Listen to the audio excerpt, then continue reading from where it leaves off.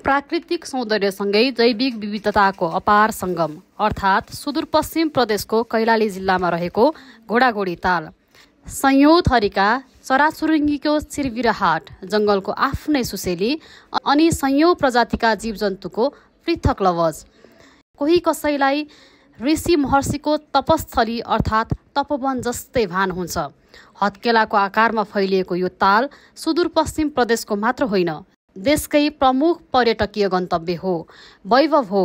तराई क्षेत्रको सबैभन्दा ठूलो प्राकृतिक ताल पर्यटकीय दृष्टिले जति आकर्षक र रमणीय छ, पौराणिक तथा धार्मिक मान्यताका आधारमा पनि उत्तिकै महत्त्वपूर्ण छ।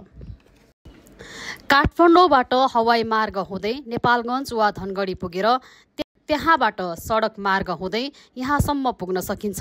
काठमाडौँबाट धनगढी पुग्न सडक मार्गमा करिब 15 घण्टा र हवाई मार्गबाट करिब 1 घण्टा लाग्छ।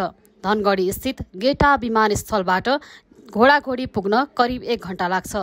घोडाघोडी घुमघाम गर्नका लागि पर्यटकहरूलाई कुनै असुविधा हुँदैन। घोडाघोडी ताल नजिक सुखड गाउँमा आधुनिक होटलहरू सञ्चालनमा छन्। गाउँको परिवेशमा होमस्टे बस्न चाहने पर्यटकहरूका लागि मागी गाउँमा होमस्टे सञ्चालन छ।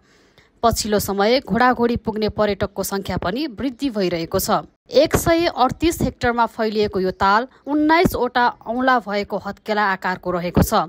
यस आसपासमा रहेको अन्य 13 ताल समेत गरेर उक्त सिमसार क्षेत्रमा तालै तालले ओगटेको क्षेत्रफल 248 हेक्टर रहेको छ। एउटा तालको सीमा टुङ्गिन नपाउँदै अर्को ताल सुरु हुने घोडाघोडी क्षेत्र तालै तालको माला जस्तो लाग्छ।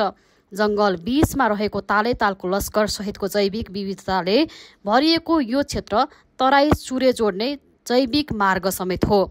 पूर्व पश्चिम राजमार्गको छेउमा रहेको ताल क्षेत्र दुर्लभ चराचुरुङ्गीले समेत विचरण गर्ने शान्त भूमि अनि सुरक्षित वासस्थान हो।